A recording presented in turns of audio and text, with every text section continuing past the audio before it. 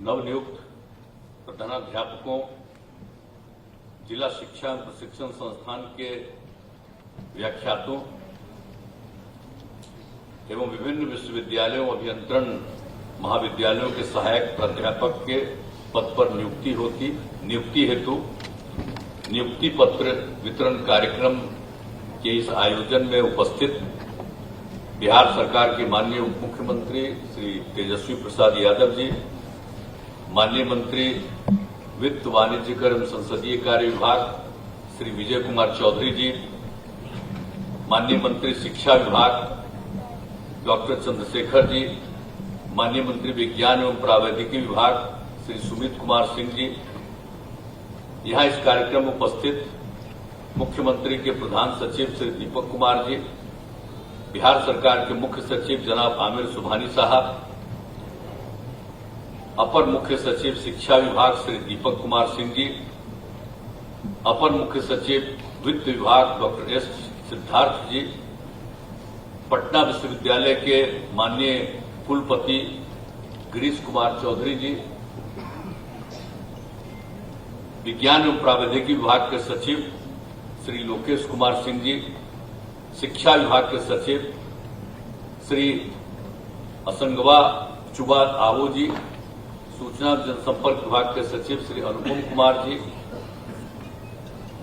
माध्यमिक शिक्षा के निदेशक श्री मनोज कुमार जी, राष्ट्रीय शिक्षक पुरस्कार प्राप्त करने वाले शिक्षक श्रीमती निशी कुमारी जी, श्री सौरभ सुमन जी और इस कार्यक्रम में उपस्थित सभी नवनियुक्त प्राध्यापकगण, व्याख्यातागण, सहायक प्राध्यापकगण, शिक्षा विभाग एवं विज्ञान एवं प्राविधिक विभाग के सभी पदाधिकारी एवं कर्मीगण, विशिष्ट अतिथिगण, प्रिंट एवं इलेक्ट्रॉनिक मीडिया के पत्रकार मित्रों, छायाकार बंधुओं और इस कार्यक्रम में उपस्थित बहनों एवं भाइयों, मैं सबसे पहले आप सब लोगों को जिनको आज नियुक्ति पत्र वितरण हो रहा, मैं उनको बधाई देता हूं और मुझे पूरी खुशी है कि वे अपने अपने काम को बहुत अच्छे ढंग से करेंगे। ये मेरा पूरा भरोसा है आप सब लोगों पर। और आपको अभी तो बता दिया गया कि एक एक क्षेत्र के लिए कितने पदों का सृजन किया जा रहा है और यहां पर आज जो शिक्षा विभाग में जो कुछ भी किया गया है, अब ये सब तो खुशी की बात है, लेकिन अभी शिक्षा विभाग में जितना किया गया है आज तो आपको उसके लिए आपको दे दिया गया, आपको आज तो उसको नियुक्ति पत्र, लेकिन इसके अलावे बड़े पैमाने पर और भी शिक्षकों की और अन्य पदों की बहाली होने वाली है। लेकिन आज माध्यमिक विद्यालय विभिन्न पंचायतों में नव स्थापित उच्च माध्यमिक विद्यालयों के प्रधानाध्यापक 369 और जिला शिक्षा प्रशिक्षण संस्थान एवं प्राथमिक शिक्षक शिक्षा महाविद्यालयों के लिए व्याख्याता लेक्चरर 37 और पटना विश्वविद्यालय एवं मौलाना मदरुल हक अरबी फारसी विश्वविद्यालय के लिए सहायक प्राध्यापक 17, विज्ञान एवं प्रावैधिकी विभाग से जुड़े हुए अभियंत्रण महाविद्यालयों के लिए सहायक प्राध्यापक असिस्टेंट प्रोफेसर 139, अब इनकी आज बहाली हो रही है। तो सबको बधाई तो मैं दे ही रहा हूं और उम्मीद भी कर रहे हैं कि आप पूरा काम अपना करिएगा। लेकिन आप जानते हैं, जैसा हमने कहा कि बड़े पैमाने पर नियुक्ति का काम किया जा रहा है और हम लोगों ने तरह तरह की संस्थाओं का जो किया, अब सिर्फ जो है कि सरकारी नौकरियों के नियुक्ति के लिए जो बिहार लोक सेवा आयोग और बिहार राज्य कर्मचारी चयन आयोग है, उसके अलावे कितना हम लोगों ने करवाया। तकनीकी कर्मियों के चयन के लिए बिहार तकनीकी सेवा आयोग, फिर आपको पुलिस के सब इंस्पेक्टर के लिए बिहार पुलिस अवर सेवा आयोग, सिपाही के लिए केंद्रीय चयन परिषद सिपाही भर्ती, कॉलेज विश्वविद्यालय में शिक्षक नियुक्ति पत्र के लिए बिहार राज्य विश्वविद्यालय सेवा आयोग गठित किया गया है। यानी सभी जगह पर लोगों की नियुक्ति के लिए तो एक तो ये सब तो किया ही जा रहा आयोग का गठन और पद का भी सृजन बहुत बड़े पैमाने पर किया जा रहा है। अब कितना ज्यादा कराया गया है, स्कूलों का कितना विकास हुआ है, पहले क्या स्थिति थी और कितना ज्यादा स्कूलों का विकास किया गया, तो आप लोगों को तो मालूम होगा कि गत 17 वर्षों में 21,291 नए प्राथमिक विद्यालय खोले गए और 19,725 प्राथमिक विद्यालयों को मध्य विद्यालय के रूप में उत्क्रमित किया गया। तो इस तरह से अनेक काम किए जा रहे हैं। बहुत ज्यादा विद्यालय भवन भी बनाए गए और प्रारंभिक विद्यालयों में 2,79,801 वर्ग कक्षों का भी निर्माण किया गया। इस तरह से हर तरह से लोग बढ़े और आप जानते ही अभी मंत्री जी, शिक्षा मंत्री जी आपको बता रहे थे कितना ज्यादा है, सरकार का कितना परसेंट है और कितना परसेंट हम लोग बढ़ाने वाले हैं। और आप सोच लीजिए कि 2022-23 में ही शिक्षा पर लगभग 51,000 करोड़ रुपए खर्च कर रहे हैं। अब आप सोच लीजिए 51,000 करोड़ रुपया शिक्षा के क्षेत्र में खर्च। अभी तो और इसको हम लोग बढ़ाना चाहते हैं। और टीचर की बहाली, अब कुछ लोग तो आजकल कुछ टीचर सबको बहुत पहले बहाल कराए हैं तो नाराज रहता है कि भाई उसका कम है, उसको पता ही नहीं है कि बहाली करवा दी गई पंचायत में और नगर निकायों के माध्यम से, लेकिन उसके अलावे वो खूब ठीक से पढ़ावे, उनका पढ़ाते बढ़ाते और हम लोग और बढ़ाते चले जाएंगे, चिंता मत करिएगा कभी, वो सबको बढ़ाते चले जाएंगे। इसलिए बच्चे बच्चियों को पढ़ाने में रुचि रखिए, ये सबसे बड़ी चीज है। आखिर शिक्षक का क्या काम है बताइए? स्कूल में कितना कम लड़कियां पढ़ पाती थी, 5वीं क्लास तक की लड़कियां पढ़ पाती थी और उसके आगे लोगों के घर में था नहीं कि अपनी लड़कियों के लिए कोई कपड़ा दे, अच्छा सा इंतजाम करे, भेजते नहीं थे। तो हम लोगों ने तो उनके पढ़ने का इंतजाम कर दिया। पोशाक योजना, साइकिल योजना, ये सब शुरू किया। कितना ज्यादा लड़कियों की संख्या बढ़ गई। तो अब जो लड़कियां अगर बढ़ेगी और बढ़ेगी लड़कियों की संख्या, तभी तो ये जो हम लोगों का प्रजनन दर है वो घटना शुरू हुआ। ये बिहार का तो जानते ही न है भाई, ये जो बिहार का जो क्षेत्रफल है वो देश में 12वें नंबर पर है, लेकिन आबादी के हिसाब से 3रे नंबर पर है। अब जरा सोच लीजिए, और उसका कारण क्या था? अब प्रजनन दर 4.3, और जब हमने पूरे देश का आकलन लेकर के जानकारी प्राप्त की और बिहार का भी आकलन किया कि अगर पति पत्नी में पत्नी मैट्रिक पास है तो पूरे देश का प्रजनन दर 2 था, और बिहार में भी अगर पति पत्नी में पत्नी मैट्रिक पास है तो उस परिवार का भी प्रजनन दर 2, और पति पत्नी में अगर पत्नी इंटर पास है तो देश भर का उसका प्रजनन दर था 1.7। लेकिन बिहार में जो हम लोगों ने सर्वे कराया, अगर पति पत्नी में पत्नी इंटर पास है तो उसका प्रजनन दर मिला 1.6। तो मुझमें तो यूरेका की भावना है, कितनी बड़ी खुशी हुई हमको। और उसी के बाद हमने सोचा कि लड़कियां पढ़ेंगी और इसीलिए प्राथमिक विद्यालय तो हर पंचायत, तो एक एक तरह से जो सारा सब काम हाई स्कूल वगैरह का और उसको +2 तक पढ़ाने का, ये सब काम, और उसके लिए टीचर्स की बहाली के लिए सब कुछ करके, और अभी हाल ही में हम लोगों ने कितना ज्यादा 7,000 करोड़ रुपया से भी ज्यादा अलॉट कर दिया, और हम तो चाहते हैं कि जरा तेजी से बहाली करा दीजिए। तो अब आप सोच लीजिए कि अब जब आप जानते हैं अब प्रजनन दर कहां पहुंच गया। ये जो लड़कियों को पढ़ा रहे हैं तो प्रजनन दर अब जो 4.3 था, अब वो घटते घटते पहुंच गया है 2.9 पर, और हमको तो 2 पर ले आना है बहुत तेजी से। अब बहुत लोग अब आजकल नहीं कह रहा है कि देश में एकदम बिल्कुल बना देना चाहिए, प्रतिबंध कर देना चाहिए कि कोई 2 से ज्यादा पैदा नहीं करेगा अपने परिवार में। अरे सब बात अनाप शनाप क्यों करते हैं? इसका कोई मतलब है?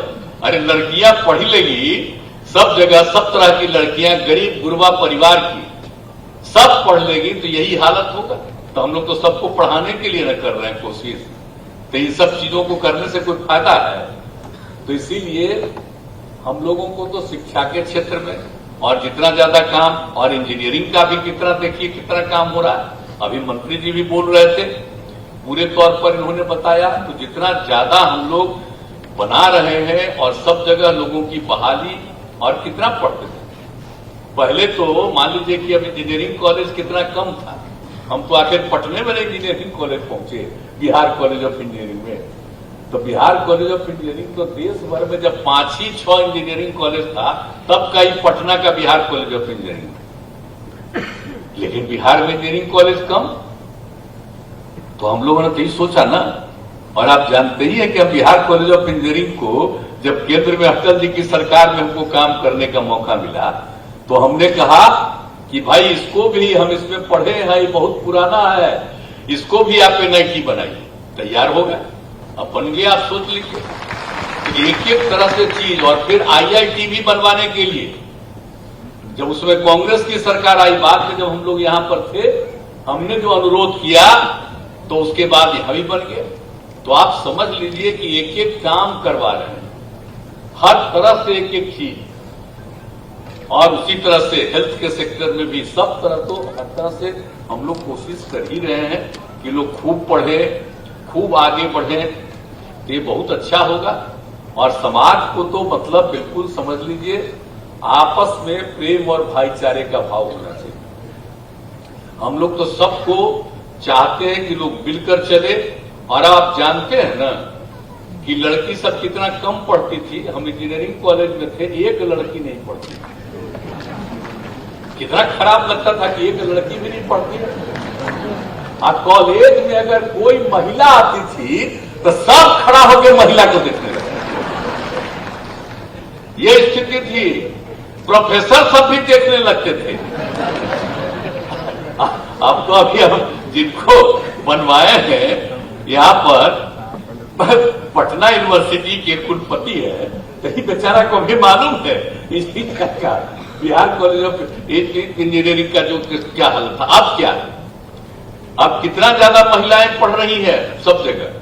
और उस समय जानते हैं इंजीनियरिंग कॉलेज कम था, तो जब हम एमपी थे और बाहर, और जब मंत्री भी रहे और बाहर जब हम घूमते रहते थे, तो देखते थे कि हमारे यहाँ के लड़के लोगों को इंजीनियरिंग पढ़ने के लिए बाहर जाना पड़ता था। जब बाहर हम जाते थे, जब हम हेल्थ का ये इसका एक काम हम देख रहे थे, तो उसके बाद हम कई तरह से हम सब जगह देखे हैं। रेलवे का हम तो मंत्री थे, तो हम देखते थे, तो सब जगह जाते थे, तो लोग आकर के हमसे मिलने लगता था, कहता था कि हम बिहार से आए हैं यहाँ पढ़ने के लिए, जरा रेलवे का यहाँ पर स्टेशन में कुछ करवा दीजिए कि हमको आने जाने में सुविधा हो। तो बताइए कहाँ कहाँ जिस भी राज्य में जाते थे वहां देखते थे। तभी तो हम लोगों के मन में आया कि भाई हम लोगों को इतना ज्यादा इंजीनियरिंग कॉलेज भी बनाना चाहिए ताकि किसी को बाहर जाने की जरूरत न पड़े। कोई जाना चाहे जाए, जो इच्छा हो कहीं जाए, लेकिन किसी को मजबूरी में नहीं जाना पड़े। इसलिए इतना सब हम लोग कर रहे हैं। तो हर एक क्षेत्र के विकास का भी काम किया जा रहा है हर तरह से। और हम तो भाई अब अगले महीने से भी, आज तो अंतिम दिन है 2022 का, और 10 से 2000 आप सब लोगों को बधाई।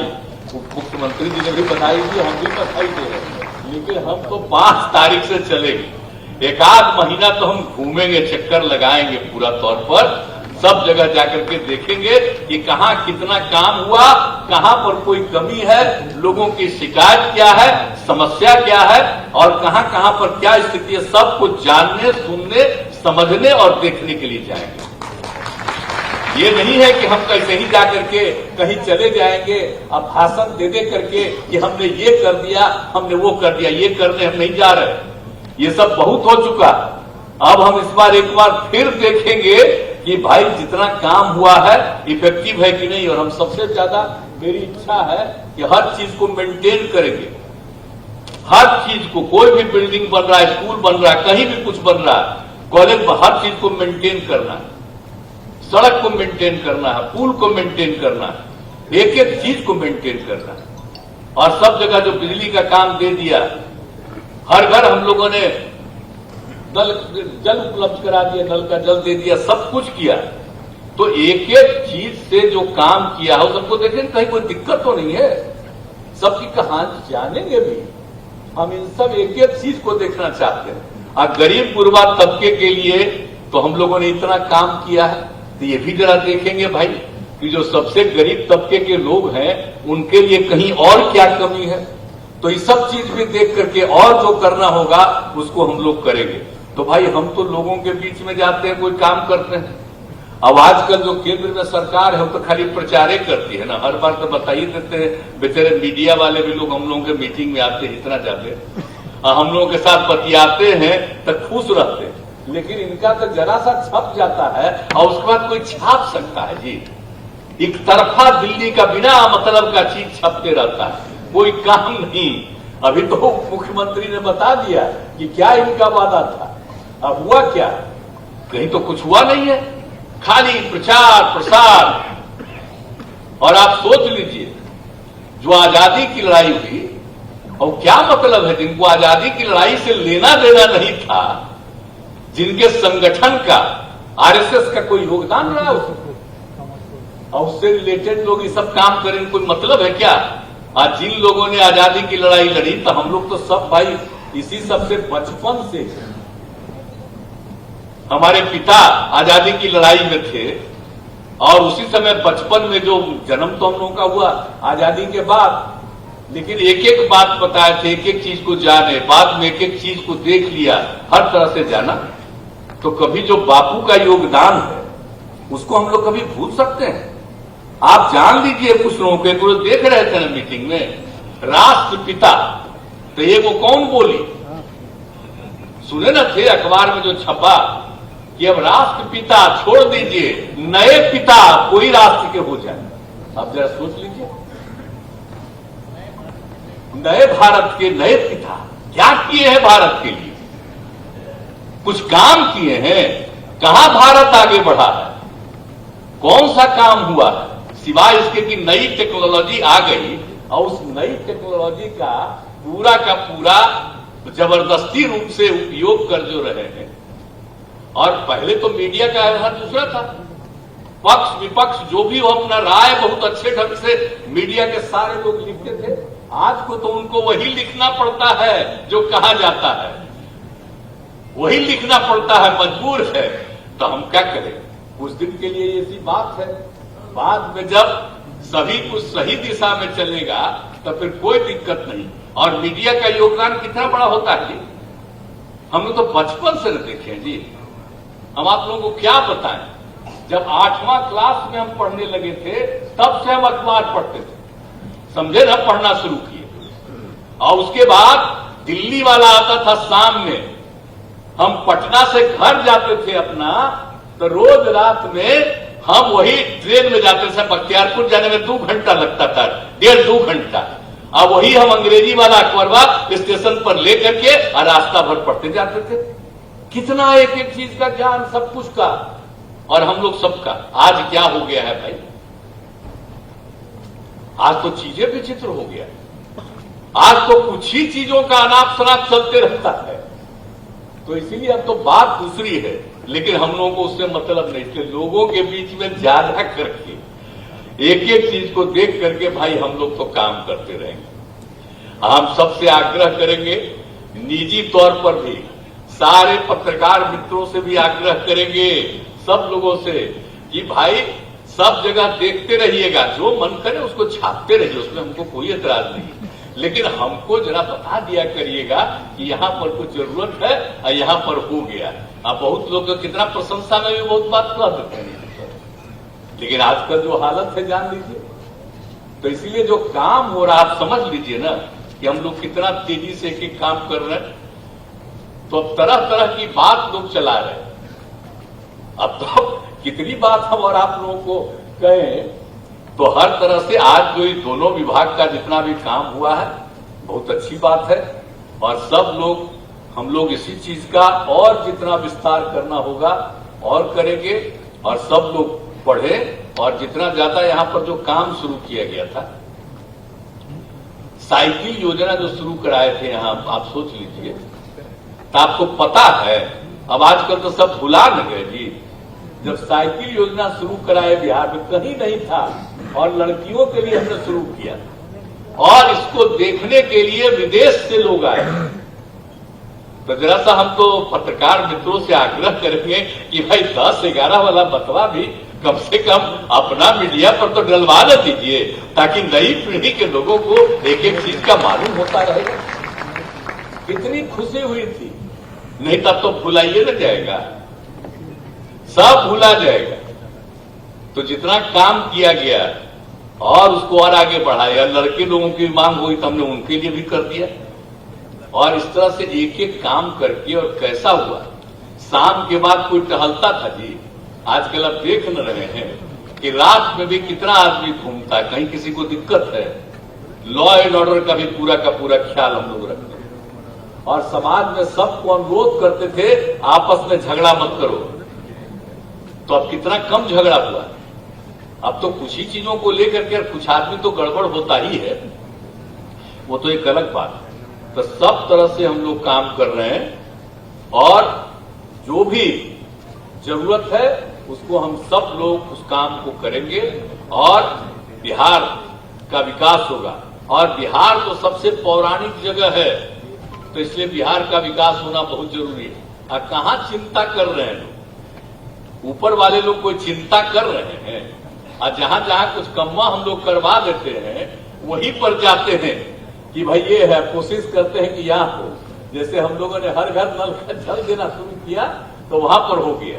आप फिर देने चाह रहे थे पैसा कि केंद्र सरकार का हो जाए कि हम ही करवाए। हमने कहा जरूरत नहीं है, हम राज्य सरकार में हर घर नल का जल दे रहे हैं, आपका पैसा नहीं ले। लेकिन अब आजकल छपते रहता है, तो उसमें होता है जो उन्हीं का छपता है उसी में हो जाता है। तो बहुत लोग समझेगा कि बिहार में भी वही कर दिए। तो हम लोग कब से शुरू कर दिए थे, आई बनाए कब? हम तो शुरू कर दिए थे, आपको मालूम है, 16 से ही। अब लोग तो कानून बाद में बनाए। तो एक एक चीज को जान लीजिए, हम लोग कौन कौन काम नहीं कर रहे हैं, और आगे भी करते रहेंगे लोगों के पढ़ाने के लिए और सब चीज के लिए। तो सब लोगों से ये आग्रह है कि आप सब लोग हैं, खूब अच्छे ढंग से लोगों को पढ़ाइएगा, ताकि उसको और ज्ञान प्राप्त हो और वो आगे बढ़े और उसको भी काम करने का मौका मिले। ये बात आप सब लोगों से हमारी यही अपील। तो आप लोग करिएगा ना भाई, सबको बुलंदी से पढ़ाइएगा ना, हाथ उठा के बताइए। चलिए ठीक है, तो जैसे हथवा उठा लिए और तुरते नीचे कर लिए, ऐसा नहीं करेंगे। पूरा बुलंदी से करिएगा, पूरी बस्ती से पूरा काम करिएगा, सबको खूब आगे बढ़ाइएगा, तब राज्य भी आगे बढ़ेगा और आपकी इज्जत भी बहुत होगी। आप जान लीजिए, जो पढ़ाता है समाज बहुत इज्जत करता है उसका। इसलिए बच्चे बच्चियों को पढ़ाइएगा, आप लोगों की इज्जत बहुत बढ़ेगी, बहुत प्रतिष्ठा बढ़ेगी। और जो है आज जो मिल रहा है, हम लोग आगे आपका तनख्वाह भी हम लोग बढ़वाते जाएंगे। ये सब चिंता मत करिएगा, काम खूब करिएगा। तो आप लोगों ने हाथ उठा करके वचन दे दिया, तो बधाई। और फिर आज तो 22 का अंतिम दिन है, अब कल से 2023 शुरू हो रहा है। तो नए अवसर पर मैं पुनः अगले वर्ष के लिए आप सबको बधाई देता हूं, और पूरी उम्मीद करता हूं कि एक साल में आप इतना अच्छा काम करिएगा कि बिहार और आगे बढ़ जाएगा। तो इन्हीं शब्दों के साथ आज के इस अवसर पर आप सबको बधाई, शुभकामनाएं, और अपनी बात मैं समाप्त करता हूं। बहुत बहुत धन्यवाद।